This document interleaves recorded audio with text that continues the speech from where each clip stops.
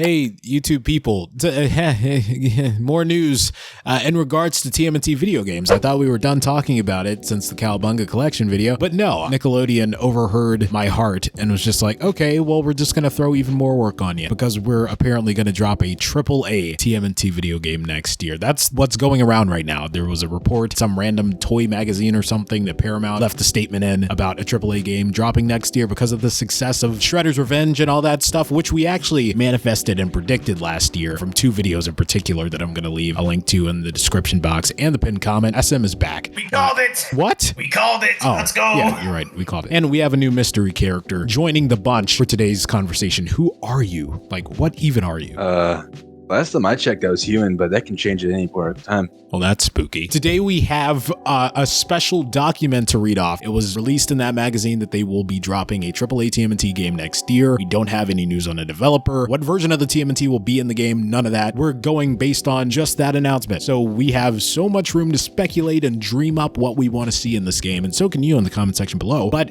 right now it's about us, right, fellas? Yep. Yeah, pretty much. So when I passed this news along to SM, his first instinct was to type an entire multi-page document about things he wants in this game. I'm going to talk about what I want out of this game at a later date, but since SM has such a, I don't know, what would we call this, a thick document of things that he wants, we're just going to skim through this and see if there are any good ideas here. Let's start with the story concept. Now, we could go for a short and simple story, but because it's a TMT game, I feel like we can go for a longer TMT game until we hold off for like another game, you know, to hold us off for a bit. I'll worry about the story part later because I have some ideas that I want to give off, but not just yet. I actually have an idea before you continue. Okay. It was the video where I teamed up with you and a few other people, kind of dreaming up our thoughts of what we think a TMNT 3D AAA game would look like. And in that video, I believe I pitched the idea of a Last Ronin single player experience. It might have been in that video. I might have completely misquoted myself. I don't know which video it was in. Don't listen to me. It was in one of the previous ones, but I did talk about that on the channel at some point. I will let you have it. I just wanted to put that out there. All right, then. Now, I feel it would be a good combination between Out of the Shadows, Mutants Manhattan, and of course, the Spider-Man. I also think it would be cool for this to be like the first game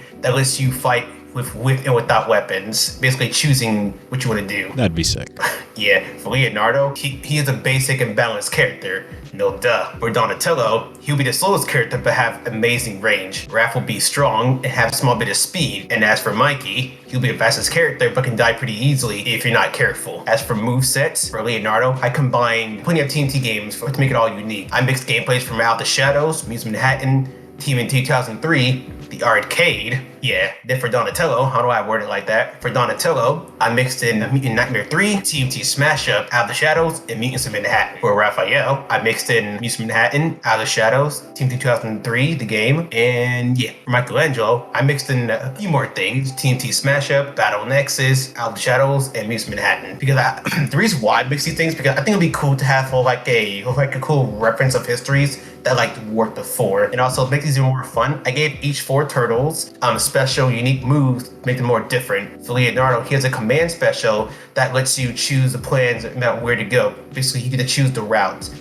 Of course, players can ignore your rule, but that could easily backfire and causing your whole team to lose. So you better follow your leader. Oop. For Donatello, you can customize vehicles and anything, and whatever you customize will show up in a single and online mode. And also make Donatello a bit more fun, you get to have mini gadgets like how Insomniac Spider-Man can. Raphael can get a Berserker mode. It will allow him to tank any hit from the enemy. Basically, those who are fighting without thinking, they have a fun time with this. As for Mikey, he gets 4 different types of taunts, which is, number 1 can give everyone a small health recovery, taunt 2 can give everyone a damage buff, taunt 3 can slow down the enemies for a few seconds, and taunt 4 can poison the enemies for a few seconds. After you beat the story mode, you can unlock characters such as Master Splinter, April O'Neil, and Casey Jones. As for how they'll play, Splinter will be the easy mode for players who don't want to challenge themselves. April will be a faster Donnie clone, and Casey will be a combination of all 4 turtles. He can pack a punch like Raph, has a great defense and range like Donnie, he can tank hits, and has normal speed. As for boss battles, to be fair, depending on which version they're going for, but here's what I would do personally. It doesn't really matter which version of turtles you're using because they're all the same characters, so it would be cool to fight villains such as Toka and Razar, Chrome Dome, Fish Face, Stockman Fly, Hun,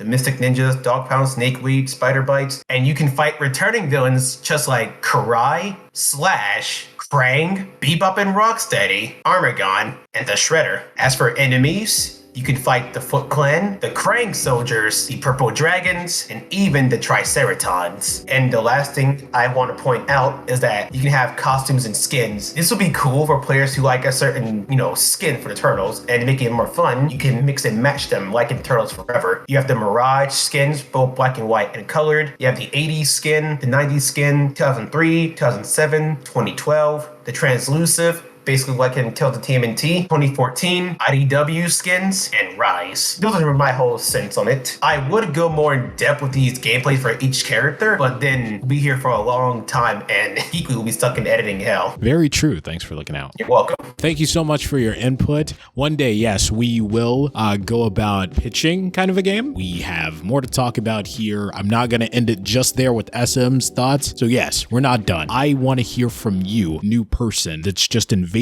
this entire video. What's your name, first of all? And then what kind of games are you into that you want to see influence this upcoming TMNT AAA game? Well, for starters, name's Jado or Jado, depending on whatever is easier for everyone to call me. And there's like 3 ideas that come to mind. Tournament fighters would be cool, like a more up-to-date, just grounded 2D fighter, because I love fighting games. Growing up with like Final Fantasy or hack and slashes like Devil May Cry, I would like to see those get interpreted into a Ninja Turtle world as well. When it comes to a big bad for this game, I feel like you need to save Shredder for a bit. Who do you think would be a good entry-level final boss for like the first installment for a new AAA TMNT video game franchise? I have one. How about Baxter Stockman? That'd be dope. I was thinking the same thing. I would love that, because you have, just for like the recurring villains throughout the game would be your Mousers and variations on those, reminiscent of the Goons in Spider-Man or Martin Lee's soldiers, those different variations. That would be good. And then as you build up to the end to fight Stockman himself, you would just kind of utilize the different tricks and tips you learn throughout the game to take down the Mousers. That'd be perfect. But would it be like fly form, or would it be like his robotic form from 2003, where he just became cyborg and mesh of a human? Honestly, they could do like the whole like boss phase where you be stuck in a suit first. He gets activated, he gets mutated, then he turns into a mutant fly, and then he sends Mousers again, and you gotta fight the fly Stockman. Second form is gonna be annoying. You're gonna just have to like throw shurikens and whatnot. Oh, that sounds familiar. That's all we have to say for now, since we're working on such little information about this upcoming AAA TMNT video game situation thingy. But in the future, we'll talk more about it. In the meantime, you guys watching, leave in the comment section below, who do you want to see develop this game? What ideas do you have for a TMNT game? What storyline should they adapt? Whatever you're thinking, let me know. If you're new here, hit that subscribe button and the notification bell right next to it. That way you don't miss a single video that I post. And as always, I've been Geekly. You've been awesome. We'll catch you all in the next video. Cowabunga, dudes!